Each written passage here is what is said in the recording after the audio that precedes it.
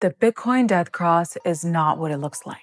The chart everyone's talking about right now, which is Bitcoin's 50-day moving average crossing below the 200-day, has the entire crypto community panicking. Hopefully that's not you. Headlines are screaming bear market confirmed.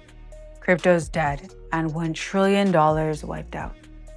But every single time, this setup appeared before, it triggered the kind of rally nobody believed in until it was already happening. So before you sell into fear, stop and watch this video. Let's break down what's really happening behind this death cross. The data, the psychology, and the pattern that always shows up right before Bitcoin's next major breakout. So let's get into it.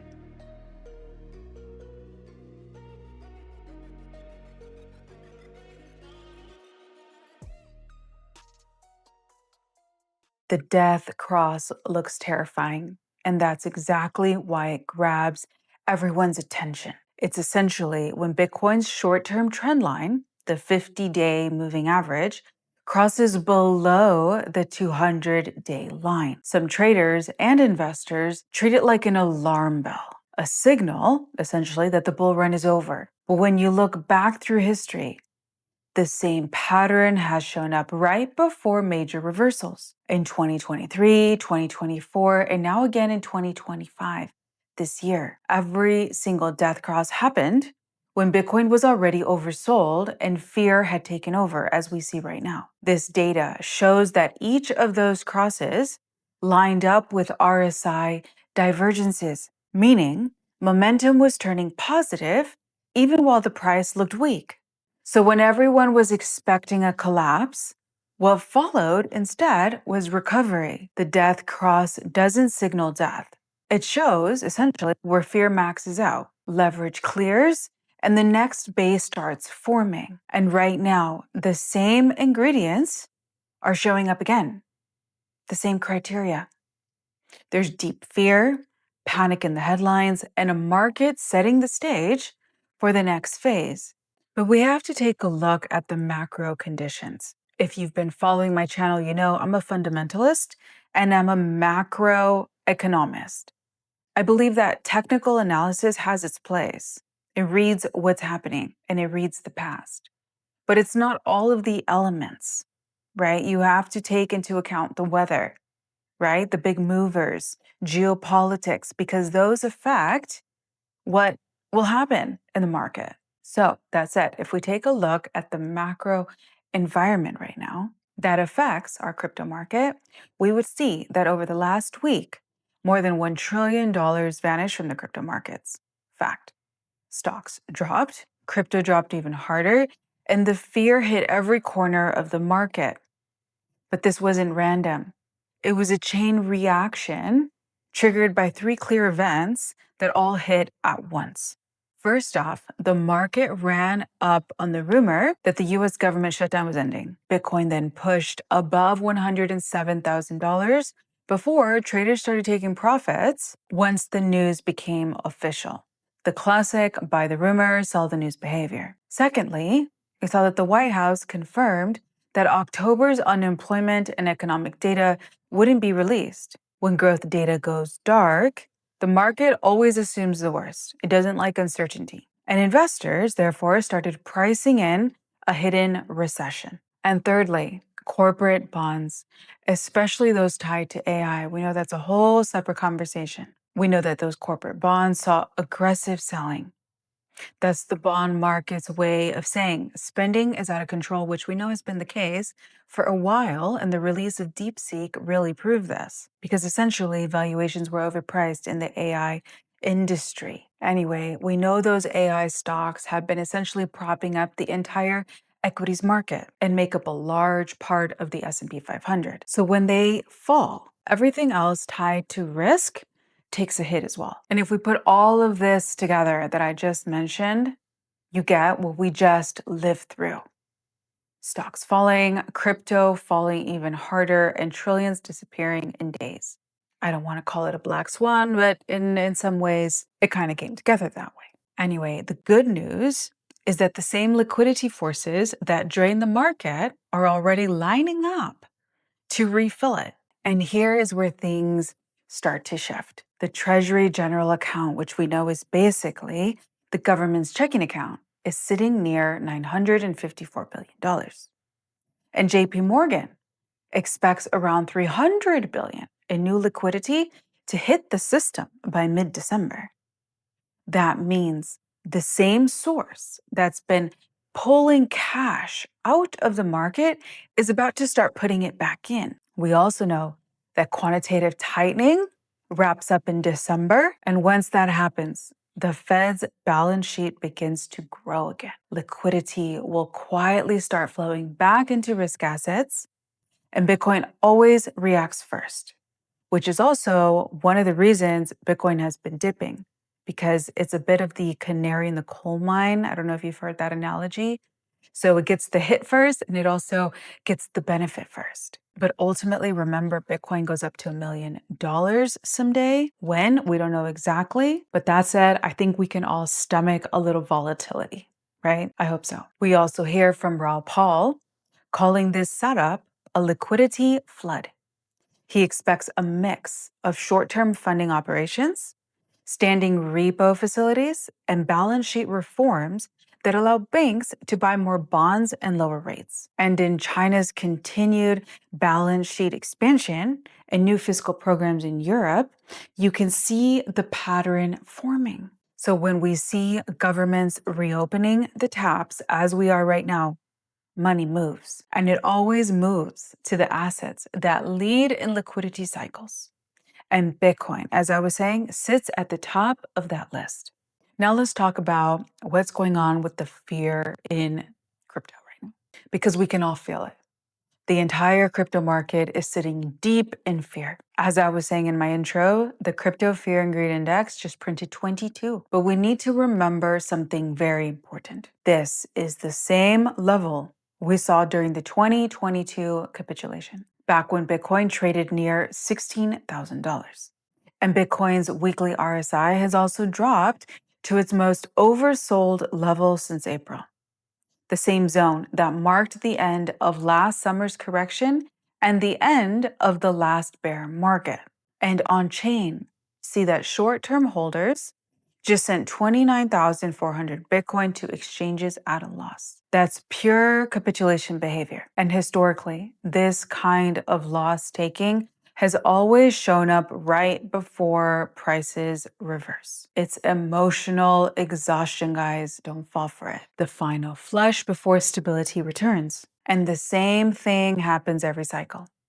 The data hits extreme fear, headlines scream disaster, and weak hands give up. I feel bad for them. But underneath all this chaos, long-term conviction keeps building. And we see that across all the major corporations, the funds, the institutions. You better believe there's even business happening, OTC, over or under the table, however you want to see it. So even with fear maxed out, Bitcoin's price today is 6 times higher since the last time sentiment was this low. That's the difference between panic and perspective.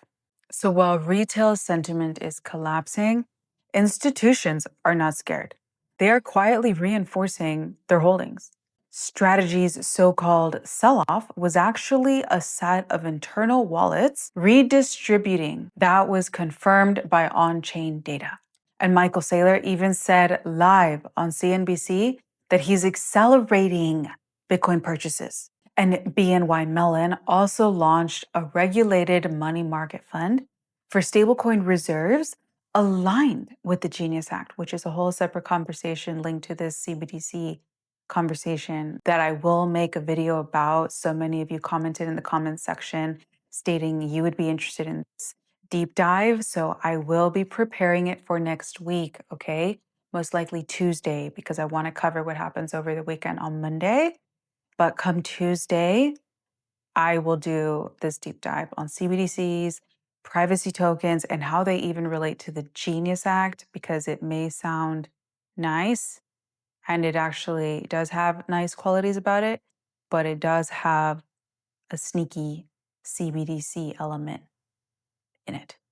Anyway, the point is, that this would not have been possible just a few years ago. So we have to remember how far we have come. Legacy finance is now building custodial products we see for crypto liquidity. This is a dream we could not have even imagined a few years ago. And we see how ETF flows show how fear is playing out on the surface. Bitcoin and Ethereum spot ETFs just saw nearly 1.1 billion in outflows combined, while Solana's ETF saw 1.5 million in inflows. That's real selling pressure. No denying it. But it's the kind that usually comes at the end of a correction. Short-term money exits during stress. Remember that. And long-term money, long-term holders, long-term investors here to actually change their lives, they accumulate once the panic fades. Every cycle reaches a point where fear dominates headlines and institutions quietly take the other side. That's why I believe there's probably definitely some manipulation going on. And that moment is right now. The smart money isn't reacting to emotion. It's preparing for what comes next. And they're trying to buy more Bitcoin. So now let's talk about what's happening structurally and how it compares to what has happened historically. Because on-chain data shows where the real foundation sits. Bitcoin holders who entered 6 to 12 months ago have a cost basis near $94,000, forming the structural floor. That level represents the zone where the majority of midterm investors are still in profit. And historically, those regions act as strong psychological support. Meanwhile, Ethereum's cost basis cluster sits around 3,150, backed by more than 2.5 million Ethereum accumulated at that price. And across the market, only 12% of altcoins are trading above their 50-day moving average, the weakest breath since the tariff-driven crash back in April. The last time conditions looked this bad, Bitcoin rallied 64% and Ethereum surged 213% over the following months. So you see, history likes to rhyme, and we're right back in it. When fear reaches extremes and liquidity begins to turn, markets end up bottoming quietly. The US government shutdown, we know, just ended. And the last two times this has happened, the last two shutdowns, as soon as the government reopened back in 2013 and 2019, Bitcoin rallied 700% and 300% respectively. So the current pullback we're seeing of roughly 25% is one of the smallest in Bitcoin's history. And the setup looks far more like exhaustion than collapse. And every correction brings the same chorus of doubt. People call for the top, sentiment hits extreme fear, and yet Bitcoin keeps building higher floors over and over again. Every so-called death ends up making a new beginning. So as we wrap up today's video and the week of videos, remember, we have seen the data, the history, and the rhythm that repeats every single cycle, despite the fact we've officially broken away from the 4-year cycle, I believe, because the macro conditions are just so revolutionarily different than they have ever been before. I think just logically speaking, even, we cannot compare them anymore. This cycle is officially different.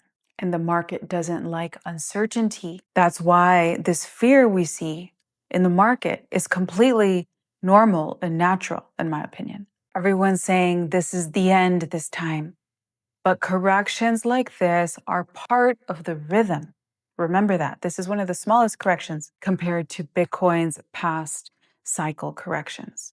Either way, corrections are a clearing phase that reset the market before the next expansion. And if Bitcoin's going up to $1 million someday, who cares about this temporary correction, right? Carry on with your life. Keep working hard. Keep buying more Bitcoin if you can, and hang steady with the blue chip tokens you're holding. And I will do a deep dive on all the past tokens, blue chip tokens I've covered here on my channel next week as well. So hang tight for that. Remember, every emotion driving people out right now is the same one pulling smart money in. It's the same signal, just being read from opposite sides of the street. Fear always resets the system. liquidity follows, and the rally always starts quietly. Everyone's scared of this death cross right now, but history calls it something else, the start of life, of a new pump. So ignore the noise, watch the liquidity, and remember, every so-called death cross in Bitcoin's history was just the market catching its breath before the next run. Everything is ultimately okay as long as you're not over leveraged. So take some time over the weekend to re-examine your position if you're feeling stressed out. But if you're not over leveraged and you're holding Bitcoin, you should feel proud of yourself, and your only job, our only job, is not to mess it up. Okay? So don't sell into fear. I love you guys so much, and I'll catch you guys here on Monday.